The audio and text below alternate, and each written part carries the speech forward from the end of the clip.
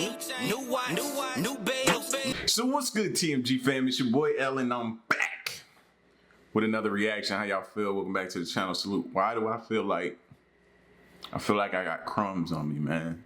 It's nothing worse than recording a whole video, then getting it in post-production, and you did the entire video with a bunch of crumbs around your mouth, man. It's bad.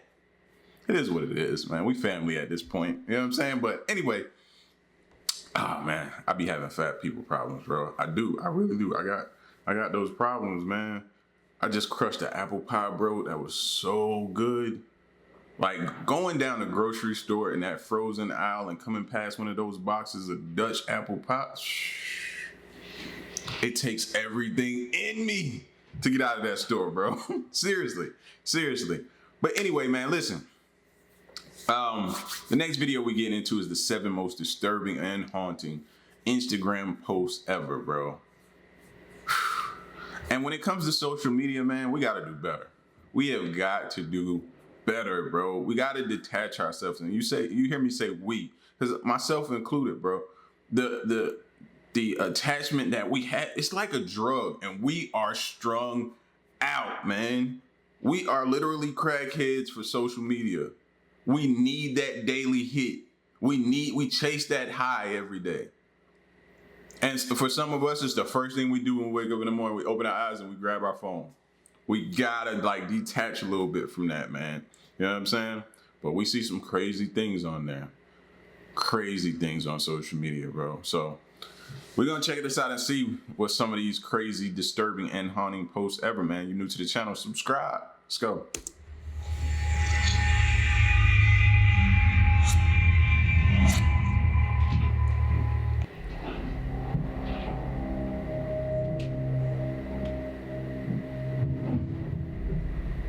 Number 7.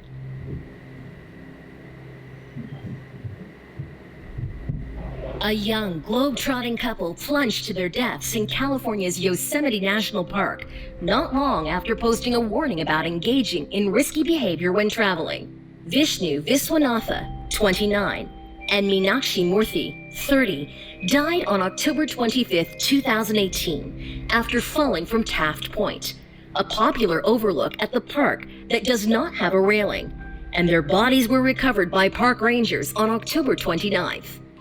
The pair, who were from India but lived in California, were travel enthusiasts and had a blog called Holidays and Happily Ever Afters that chronicled their adventures. The blog's Instagram account had 15,000 followers at the time of writing. Eerily, in a recent Instagram post, Murthy shared a photo of her sitting on the edge of the Grand Canyon, where she reflected about the daredevilry of taking pictures from dangerous locations. But it says ended up falling off a cliff while trying to take a selfie, even though they warned people about it in many posts. Really sad how they ended up falling off of a cliff while trying to take a selfie, even though they were warning people about it in many posts. Okay. A lot of us, including yours truly, is a fan of daredevilry attempts, of standing at the edge of cliffs and skyscrapers. But did you know that wind gusts can be fatal? Is our life just worth one photo, she wrote? Viswanath's brother told local media in India that he believes the couple were taking a selfie when the tragedy happened. The couple fell almost 245 meters in an area surrounded by steep terrain, and rescuers had to use a helicopter to recover the bodies. In an eerie coincidence, a man who had hiked to the same spot with his girlfriend captured pictures of Murthy before her fall, saying she accidentally appeared in the background of 2 of their selfie photos. Sean Madison said Murthy stood out from the crowd enjoying the sunset atop Taft Point because her hair was dyed bright pink, and that she made him a little nervous because he felt she was standing too close to the edge. Madison said his girlfriend, Drea Rose Laguio, noticed that Murthy had been captured in their images after pictures of the 2 victims were published. Madison was quite shocked when he learned that he might have taken the last known photos of the blogger just moments before she fell from Taft Point with her husband. Prayers to their families, man. Number 6.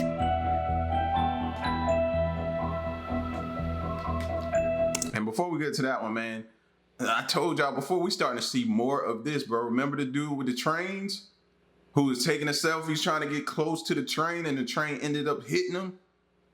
Yo, this is getting crazy, man. We gotta chill. On July 21st, 2017, 14-year-old girl Jacqueline has died after the car she was a passenger in crashed in Los Banos, southwest of Merced, and it was all live on Instagram. Her sister, Obdulia Sanchez, then 18 years old, was driving Jacqueline and her friend, Manuela Seja, back to her hometown of Stockton, California, when Obdulia lost control of her white Buick while live streaming herself singing and dancing on Instagram. Obdulia crashed through a barbed wire fence and overturned in a field, ejecting Jacqueline and Manuela, both 14-year-olds, who were not wearing seatbelts, through a rear window. The California Highway Patrol says Obdulia was under the influence of alcohol when she crashed.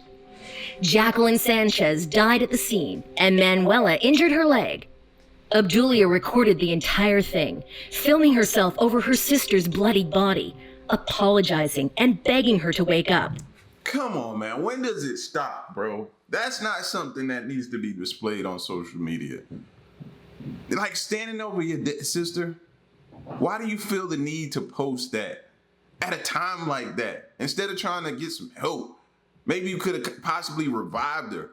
Maybe she needed CPR at that moment. Instead of grabbing your phone, assess the situation. There go that old medical side and that old fire department side of me coming out, bro. Come on, man. Check her airway. Check her breathing. Check to see if she got any circulation. Like, instead of grabbing your phone, that's just sick, fam. Like, you see where social media has us? You see where likes and comments and subscribers and followers, and you see where it got us? Like, check me, man. If y'all ever see me getting that's why I call y'all fam. Check me, man. You see my head getting blown out of proportion? Check me. Tell me. You know what I'm saying? Like, that's just, no, we cannot get to that. We're there. We gotta get back to the old ways or better ways. Let's just say that, because maybe the old ways wasn't as good. Let's just say we need to get better. That's what we need to do, bro. That's unacceptable right there. Part of the live stream shows Obdulia outside the car with what appears to be her sister Jacqueline's body. Manuela can be seen attempting to wave down help. "I effing killed my sister, okay? I know I'm going to jail for life," Obdulia says in the video. "This is the last thing I wanted to happen, okay? I don't effing care though. I'm going to hold it down. Rest in peace, sweetie. If you don't survive, I am so effing sorry." Mary Hernandez. And she's holding the phone while...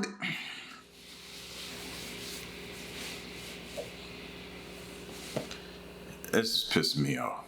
25 was following Obdulia on Instagram and watched as the live stream showed the car careen into the fence.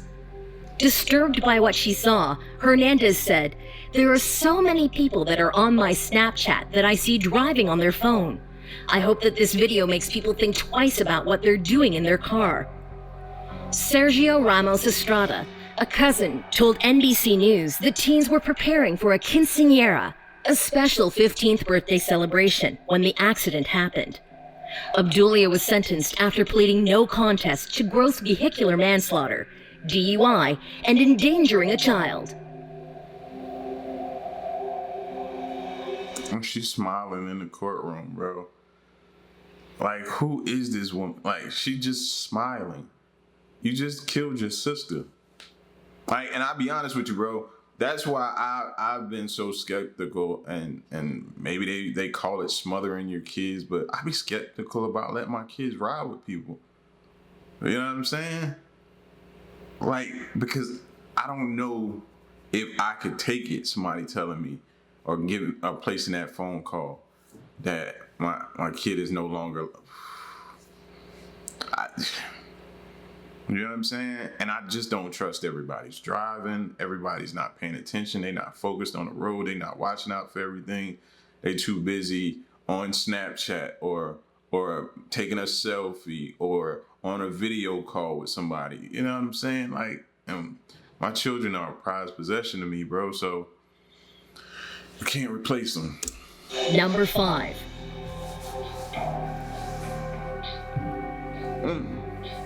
A woman has shared a picture of her unusual tattoo and the unbelievable story behind why she has it on her arm. The scrawled writing at first appears to be in a different language, but on closer inspection, it reveals a childlike jumble that reads, "It's real." Maddie Johnson had the tattoo on her wrist as a tribute to her auntie, Tina Hines, who died for 27 minutes before being revived and brought back to life. In February of 2018, her aunt, Tina, suffered a cardiac arrest while preparing for a hike with her husband. She had to be resuscitated 6 times, 4 times by her own husband, and twice more in the hospital. When she finally woke up, after 27 minutes, the first thing she did was ask for a notepad because she had to write something down. "It's real." When asked what her note referenced, Tina responded by pointing up to heaven with tears in her eyes, according to her niece. Maddie from California, USA, posted the image of her tattoo on her Instagram page.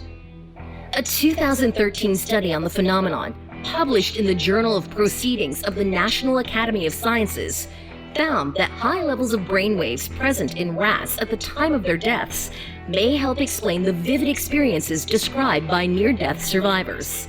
A lot of people thought that the brain after clinical death was inactive or hypoactive, with less activity than the waking state.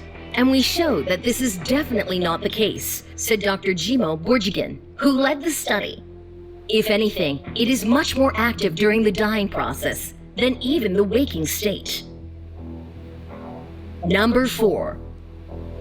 See? And you hear those stories all the time. When a person saw a light, a person was, remember the dude we watched in the video? And he was like, I was at peace. That was a feeling I never felt before. I was calm. I felt good. I'm ready to go back there. You know what I'm saying? Like, you've heard these stories before, man. I'm not going to sit here and say I don't believe them. Lauren Bunner and Jolie Callan had picked a beautiful day to take a hike through the heavily wooded Pinhoti Trail of Mount Cheaha, Alabama in August 2015. Before they headed off, Lauren, then 20, posted a picture of Jolie on his Instagram account, the first of 4 photos that day. The snap showed Jolie, 18, sitting in front of Lauren's car with his dog. The caption read, "On our way to go hiking." The pair were seemingly relaxed together, despite the troubles between them over the previous weeks. Jolie and Lauren had once been a couple, but now they were trying to find a way to move on as friends. A year earlier, Jolie and Lauren had started dating. Lauren preferred her to hang out with his friends or sit with him while he played video games, and Jolie found herself trying to please him. A few times, Jolie had tried to end the relationship, but Lauren would emotionally blackmail her into taking him back, threatening to end his life if she didn't. Jolie found it easier to give in, but after she graduated from high school and was making plans for college, she'd finally plucked up the courage to finish things for good. While she moved on, Lauren continued to call her, begging her to take him back. When Lauren suggested going for the hike, just as friends, kind-hearted Jolie agreed. The night before, Jolie messaged a friend to say she was going out with Lauren the next day. She made a joke saying, "If something happens to me, you'll know who I was with." During the hike on the 30th of August, Lauren updated his Instagram 3 more times. The last 2 photos were of Jolie standing on the edge of a cliff at the state park. Lauren had written, "Oh, just enjoying the view." In the last one, Jolie looks like she's taking a photo as she faces a cloudy mountaintop with her camera. It would be the very last picture taken of the young girl. Around 6 p.m. that evening, Lauren called 911 just off the local interstate and asked to speak to the police. I want to turn myself in for the murder of my ex-girlfriend, Jolie Callan, that happened just a little while ago on Chiha Mountain, he said calmly. Shortly afterwards, Jolie's body was found at the bottom of a 40-foot cliff on the Pinhoti Trail. She had been shot twice, once in the back of the head and once between the eyes. She was still wearing her backpack. Police recovered a bear claw .22 gun from Lorne and found a large amount of blood in the area at the top of the cliff where the shooting took place. There was also blood on Lorne's steering wheel. I thought he pushed her, bro. I thought they was gonna say he pushed her. This fool shot her and then pushed her over. Yo, death penalty, anyone? When questioned, Lorne stunned investigators with his explanation. He told police he'd shot Jolie in the head as part of a suicide pact before throwing her off a cliff. When it was his turn to kill himself, he couldn't go through with it. Police believe that Lorne had simply lured Jolie to the remote area with the intent of killing her because he wasn't able to convince her to take him back. Family members said she was making plans for the future and did not seem depressed. The Instagram photos that documented Jolie's last hours were heartbreaking and showed a lack of remorse from her killer. It was heard that Lorne had even bragged to cellmates about the murder, saying he wasn't sorry because if he couldn't have her, no one would. Lorne was sentenced to 52 years in prison and told to pay over $11,365 in restitution to the Alabama Crime Victims Commission. Jolie thought her ex was finally moving on when they went on that fateful walk. But Lorne had plans to have the final say. Like, she had it in the back of her mind. Y'all can't tell me that she didn't. Her telling her friend, listen, so you know where I'm at. That little thing in the back of your mind telling you to say that is the thing you should be listening to. Because 9 times out of 10, you're probably right. About how things would end between them. Number 3.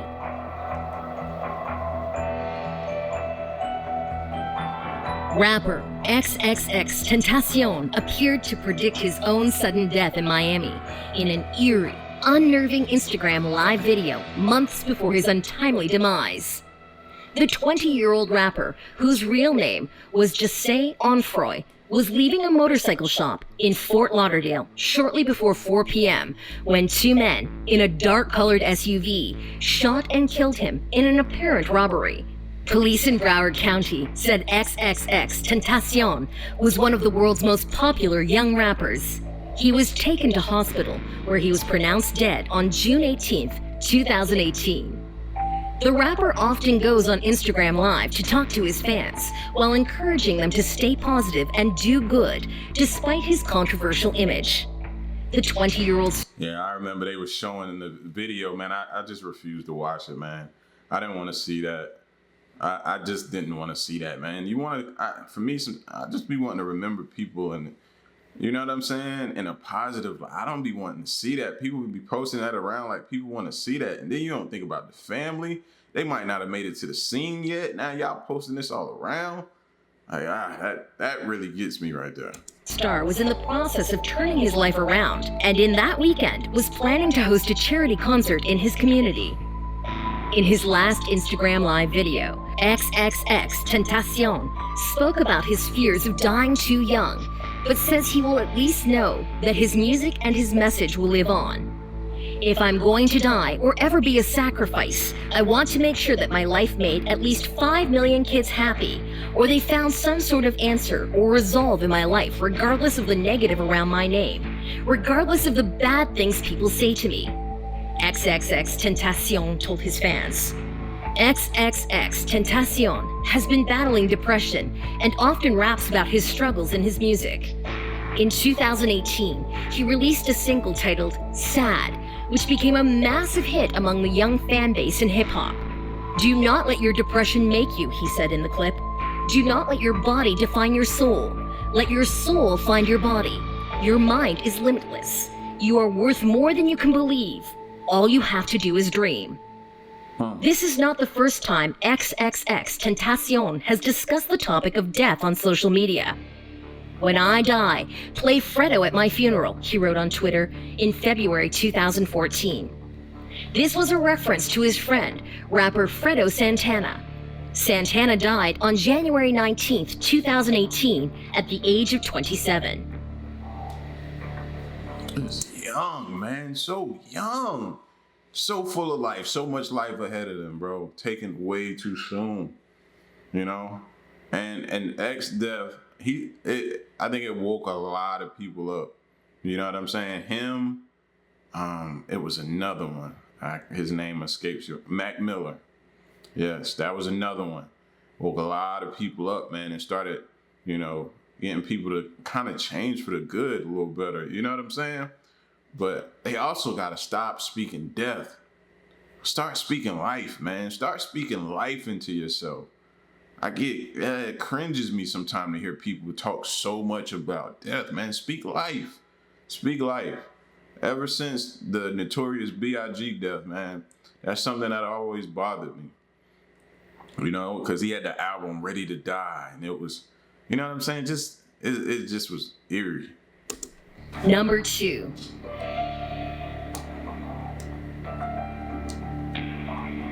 On December 7th, 2016, Caleb Sharp posted this selfie on his Instagram page with what appears to be 2 guns lying behind him. Less than a year later, he would become the teenage gunman who stormed into his Rockford, Washington high school and opened fire on his classmates. Sharp also posted this image of a large bullet in his hand, proving his interest in guns and weapons. On September 13th, 2017, Sharp, then 15, was taken into custody after he committed a shooting at Freeman High School, which left his best friend, Sam Strawn, dead and injured 3 other female students. Sharp had brought a duffel bag onto his school bus, which contained an assault-style semi-automatic rifle and a handgun, alongside numerous boxes of .223 rifle ammunition. After arriving at school, Sharp headed straight to the second-floor hallway. Just after 10 a.m., he dropped the duffel bag and removed the assault rifle. He started to load the gun. However, it jammed. As Sharp struggled to load the weapon, fellow classmate Sam Strawn approached him. Strawn told him, "I always knew you were going to shoot up the school. You know that this is going to get you in trouble." Sharp then pulled the pistol from under his coat and fired a single shot, striking Strawn in the stomach. Strawn collapsed forward, at which point Sharp shot him again, this time in the face. Sharp continued to walk and shoot down the hallway and shot 3 more students at random. After firing into a large crowd, Sharp then threw the handgun down. At this point, he was then confronted by the high school janitor, Joe Bowen. Sharp raised his hands above his head in surrender as Bowen approached. Prior to the shooting, Sharp had written notes to some of his friends indicating he planned to do something stupid that might get him killed or jailed. Though the students told counselors, it wasn't clear what was done in response. Sharp had retrieved the weapons used in the shooting from his father's safe, which he knew the combination to access it. Sharp's mother stated that he had written a suicide note a week prior. His school counselor also knew he was suicidal. Sharp is being held in the county's juvenile detention center. Authorities intend to charge Sharp as an adult with premeditated murder. He also told authorities that he wanted to teach everyone a lesson about what happens when you bully others. But classmates of Caleb Sharp have come forward with information about the teen, affirming they were scared of him because he had hinted about doing something dangerous days prior. They described him as being nice, funny, and weird, and are sure he wasn't the type to be bullied. Schoolmates also said he didn't seem to have any issues. It is believed Sharp was apparently obsessed with other school shootings. A friend told reporters that Sharp watched a lot of documentaries about school shootings and even sent Snapchat videos of the shows to his friends. It's been reported that the teen's social media accounts contained photos and videos of him shooting guns, and that he showed off his love for weapons on his YouTube page.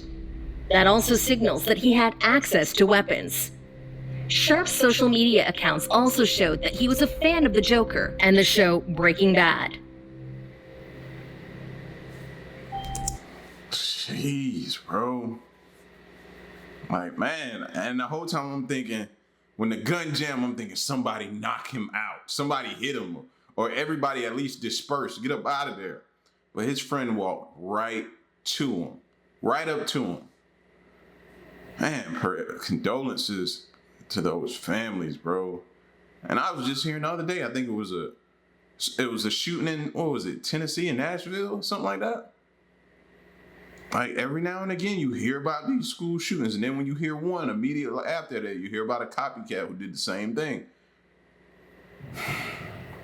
And in this situation, the signs were there. Now, I'd be interested to know what the counselors and what the parents tried to do to either get him some help. Like, you got to, man, or you're gonna have people lose their lives. Number 1.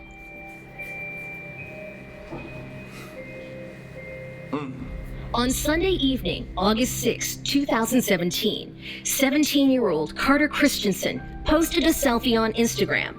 The caption, "Free climbed first flatiron," written below a photo that captured his smiling face, and over his shoulder, the view from atop one of Boulder's iconic landmarks. It was the last image Christensen would upload to the popular photo-sharing app as he fell to his death just an hour later, the first accidental climbing fatality on the Flatirons in 9 years. According to a statement from his family, Christensen recently had graduated from high school and was visiting friends in Longmont, Colorado, before enlisting in the Navy with hopes of becoming a Navy SEAL. Boulder County Sheriff's officials said Christensen was free soloing, climbing alone, without the use of ropes or gear, on the first Flatiron when he fell 100 feet or more, suffering massive traumatic injuries. Rescuers were unable to revive him, and he was declared dead at the scene. Oh, man. Hey, man. I love y'all, man. These videos make you cherish life, man, and put things back in a perspective, man, and make you cherish those around you, bro. And I just want y'all to be safe, be careful, man, and treat everybody with respect, man. Love everybody. And that's it, man. I'm gone after that. That's it, man. Just treat others the way you would want to be treated, or you would want somebody to treat your mom.